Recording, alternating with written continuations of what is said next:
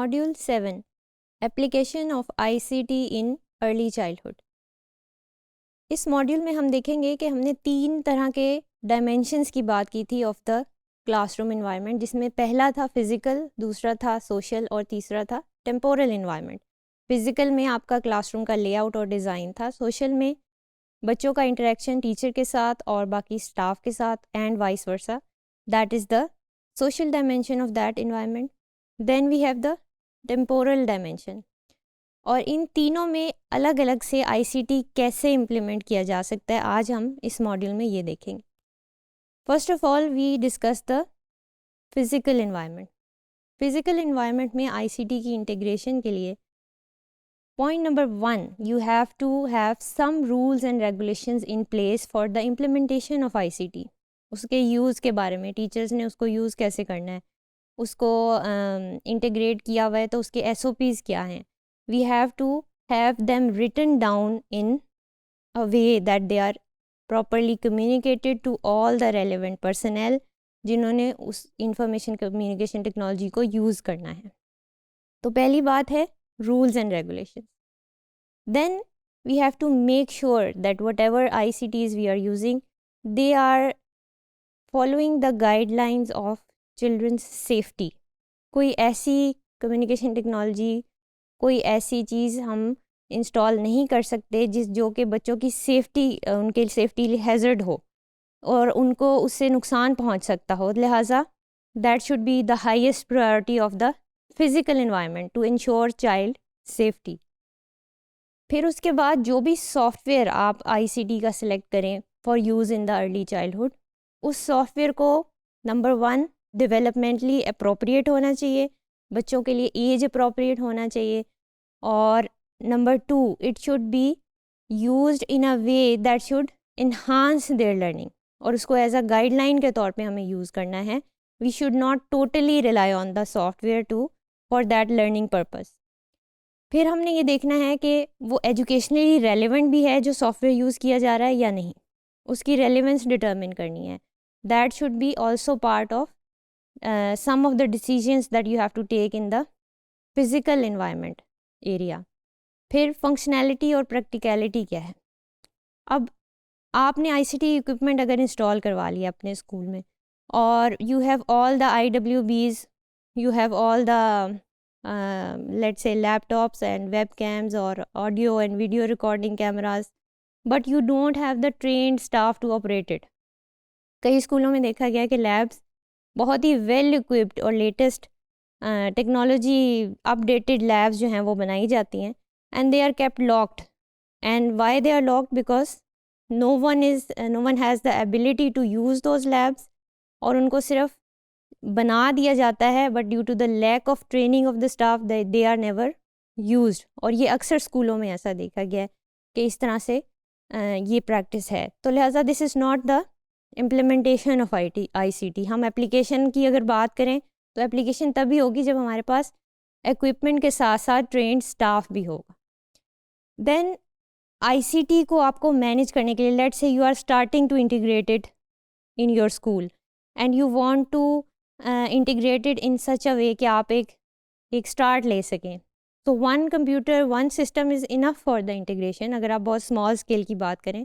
Letter on you can expand, और इस तरह से एक्सपैंड करें कि उस एक्सपेंशन को आप मैनेज भी कर सकें।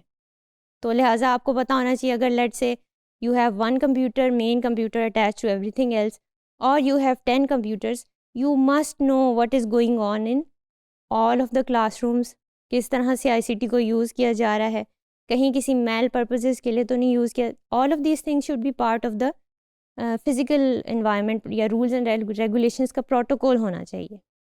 फिर हम ये देखेंगे कि उसको ICT को आपने अरेंज कैसे किया हुआ है फ़िज़िकल स्पेस के अंदर।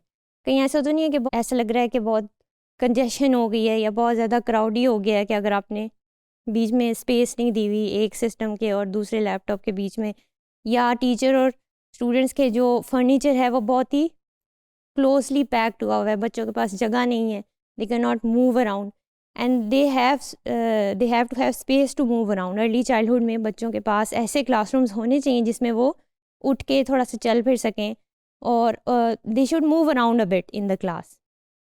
देन आपकी जो भी स्पेस है वो ऐसे आपने प्लान करनी है कि इट शुड बी फ्लेक्सिबल, यानी अगर कोई चेंजेस की ज़रूरत हो तो आप उसको चेंज भी कर सकें।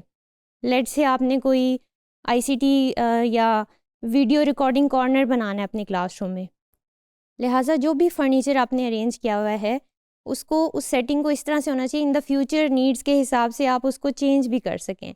Let's say you need a video recording corner और a book reading corner, so you must have that kind of arrangement कि उसको थोड़ा सा हम डिविएट भी कर सकें। देन कनेक्टिविटी भी बहुत इंपॉर्टेंट है फिज़िकल इन्वायरमेंट में। इंटरनेट के साथ जो भी आपके वायरलेस नेटवर्क्स हैं उनके साथ हाई स्पीड कनेक्टिविटी बहुत ज़रूरी है, because you will be using ICT online resources. फिर फर्नीचर आपने ऐसा डिज़ाइन करना है जो बच्चों के हाइट और उनके यूज़ के हिसाब से हो, बिकॉज अर्ली चाइल्डहुड में ज़ाहिर है kids don't use the normal furniture that is meant for adults, so that should be customized according to the needs of the child. फिर लाइटिंग प्रॉपर होनी चाहिए, क्योंकि इस एज में अगर बच्चे आईसीटी से एक्सपोज हो रहे हैं तो अगर they are expose to that kind of light, lighting की प्लेसमेंट कहाँ पर है। Let's say the screen is in front of you और अगर पीछे लाइट लगी हुई है तो it would be bad for the eyes.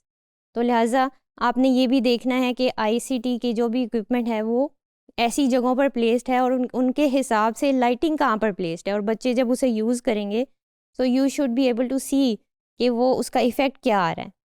So all these things need to be calculated in terms of the physical environment.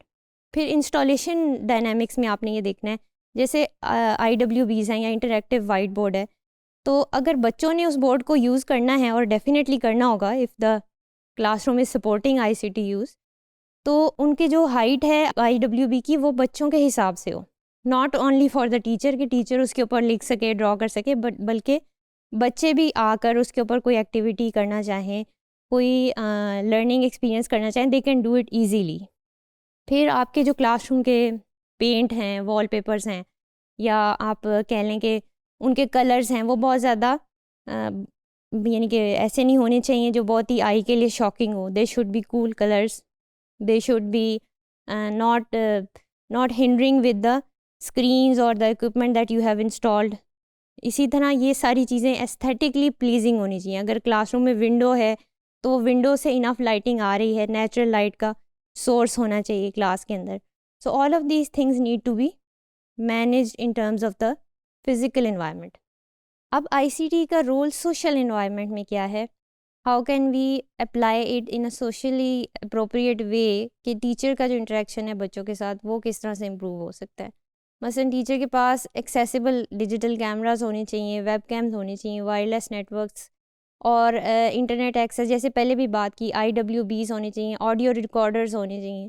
तो these are some of the things which the teacher can use to that advantage in order to interact socially with the child. जैसे कि बच्चे अभी enter हो रहे हैं class में, you have a board और उस पर कोई मूड बोर्ड बना हुआ है, और मूड बोर्ड इंटरेक्टिव बोर्ड है जिस पे बच्चे आते साथ क्लिक कर सकते हैं कि how they are feeling today. इस तरह की छोटी छोटी एक्टिविटीज़ आईसीटी इंटीग्रेटेड हो सकती हैं, जिससे कि सोशल इंटरेक्शन को हम यूँ कह लें कि बेहतर बना सकते हैं, या हम the teacher is able to understand the child in a better way by using the technologies that they are relevant to the child, क्योंकि बच्चे ये चीज़ें घर में भी यूज़ कर रहे होते हैं, so they are excited to use it in the class as well. फिर उसके बाद बच्चों को टीचर्स जो अर्ली चाइल्डहुड के हैं उनको एक्सेस होना चाहिए अप्रोप्रिएट सॉफ्टवेयर का, so that they can give comments, they can interact with the parents of the child, they can interact and give their feedback on the learning activities that they are performing. इसके अलावा digital projectors और ये सारी चीज़ें जो भी teacher use कर रहा है, that should be used in such a way कि it becomes interactive, not one dimensional, या वो बहुत लीनियर ना हो। ऐसा ना हो कि टीचर ने कोई प्रोजेक्टर अगर लगाया हुआ है और उस पर कोई मूवी है या कोई चीज़ चल रही है, the children are watching means for minutes they are watching the movie, और for minutes they are engaged in something and the teacher is doing something else. That should not be the case, but ICT should be used to improve that interaction between the students and the teacher. अगर आप video दिखा रहे हैं तो उसको बीच में pause करें, बीच में क्वेश्चन आंसर्स करें, बच्चों से उनका फीडबैक पूछें, या उनको अगर कोई स्टोरी दिखा रहे हैं तो आप उनको पॉज करके पूछ सकते हैं how can this story be different, अगर आप इस जगह पर होते तो आप क्या करते। तो लिहाजा इस तरह के क्वेश्चन आंसर्स के ज़रिए आईसीटी के इंटरेक्शन को और ज़्यादा इंगेजिंग बनाया जा सकता है। सो इसके अलावा एक और भी जो चीज़ें यूज़ की जाती हैं वो है प्रोग्रामेबल टॉयज़।